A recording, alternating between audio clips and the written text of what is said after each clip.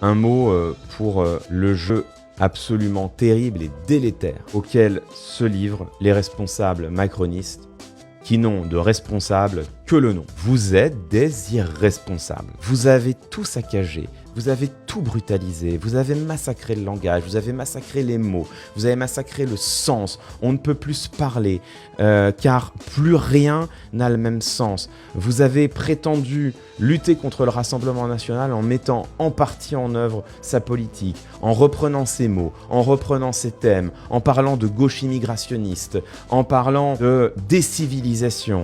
Vous avez banalisé leurs idées, vous avez créé la situation actuelle, vous avez mis le feu aux poudres avec cette dissolution irresponsable parce que de grands crétins, vous vous êtes cru grands génies. Vous avez, dans le monde que nous vivons aujourd'hui et la situation qui est la nôtre, une responsabilité terrible. Et en plus, vous continuez, ça ne s'arrête jamais. Là où la gauche a été, les responsables de gauche ont été responsables, ont été clairs, ont été limpides, pas une voix pour le Rassemblement national et pas un siège pour eux, nous nous désisterons dans tous les cas, dans toutes les situations, quitte à faire élire les responsables directs de la politique autoritaire et antisociale que nous subissons depuis 7 ans, à commencer par Elisabeth Borne, ancienne première ministre. Ça, c'est l'honneur de la gauche. Ça, c'est être un responsable politique. Voilà que, dans le même temps, les macronistes nous ont parlé avec des pudeurs précautionneuses, avec une sélectivité gourmande. Nous voyons que la République est en danger, disent-ils. Oui,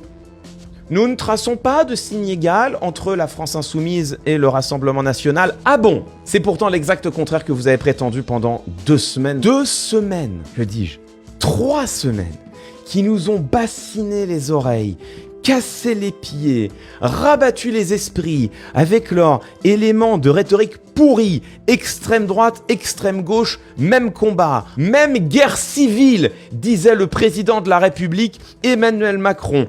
3 semaines à créer la confusion dans les esprits, le brouillage dans le débat public, à créer l'incompréhension et l'illisibilité absolue du débat public. 3 semaines à faire un travail de sape du sens, 3 semaines à faire un travail de sape de la réalité, 3 semaines à dire le contraire de ce qui est, 3 semaines à faire de l'intoxication pour, au soir du premier tour, nous dire enfin, c'est vrai, LFI c'est pas le Rassemblement national. Ah tiens. Donc voilà, l'intégralité des responsables macronistes qui nous disent qu'ils ont menti, intoxiqué, pollué le débat public pendant 3 semaines. Bruno Le Maire ce matin, après avoir dit « Je ne trace pas de signe égal entre LFI et le Rassemblement national », enchaîne immédiatement en disant « Cela étant, je ne peux pas appeler au désistement en faveur de LFI ». Voilà donc le macronisme qui est prêt pour éviter l'élection de candidats La France Insoumise, membre du Front Populaire, candidat de gauche, ce n'est pas moi qui le dis, c'est le Conseil d'État, c'est même le ministère de l'Intérieur, puisque c'est le ministère de l'Intérieur qui a classé dans le bloc de gauche la France Insoumise dont le programme est un programme républicain, qui est un programme réformiste de gauche, qui est un programme de transformation moindre que celui de François Mitterrand en 81. Et bien voilà, malgré tout, les responsables macronistes qui continuent de dire ni LFI ni le Rassemblement national. Le Rassemblement national est un parti dont l'un des cofondateurs et le premier président, Jean-Marie Le Pen, a été condamné à de multiples reprises pour antisémitisme. Un parti qui n'a jamais fait son aggiornamento, qui a été incapable de regarder son histoire, qui n'a jamais voulu condamner officiellement l'antisémitisme historique. Un parti dont l'actuel président, Jordan Bardella, a été incapable de dire que Jean-Marie Le Pen était antisémite. Un parti dont de nombreux candidats aux législatives présentes, là, maintenant, ont eu des prises de parole directement antisémites. Alors là, on ne parle pas d'ambiguïté, là, on parle d'un antisémitisme assumé, clair, le véritable antisémitisme d'avant-guerre. Un des députés actuels du Rassemblement national est un ancien libraire dont la librairie vendait des ouvrages négationnistes. Marine Le Pen elle-même a eu un discours en 2018, discours fondateur du Rassemblement national, un discours dans lequel elle disait d'Emmanuel Macron qu'il était le candidat de l'errance, du nomadisme et du mondialisme. Ce sont les vieux clichés antisémites, au moment où tout le monde se souvenait qu'Emmanuel Macron avait été un ancien banquier de chez Rothschild. Le Rassemblement national n'est pas seulement un parti raciste, c'est aussi un parti historiquement antisémites, dont je vous renvoie au rapport de la Commission nationale consultative des droits de l'homme, paru il y a quelques jours, le parti dont les militants sont de loin les plus antisémites parmi tous les militants politiques.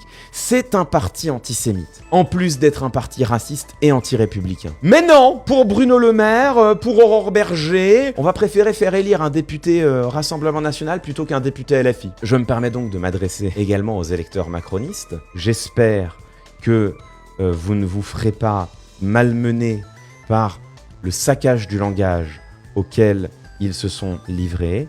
J'espère que vous ne vous ferez pas intoxiquer par les contre-vérités qu'ils n'ont eu de cesse de mettre en avant et que vous saurez être responsable, que vous saurez vous aussi faire échec à l'accession au pouvoir du Rassemblement national, quitte même, s'il le fallait, et si par déshonneur, le candidat macroniste de votre circonscription ne se désistait pas derrière un candidat LFI, quitte même de vous-même à préférer voter pour le candidat Front Populaire futile ou elle, un candidat ou une candidate LFI, afin là encore de faire échec à un projet anti-républicain. Soyez responsables.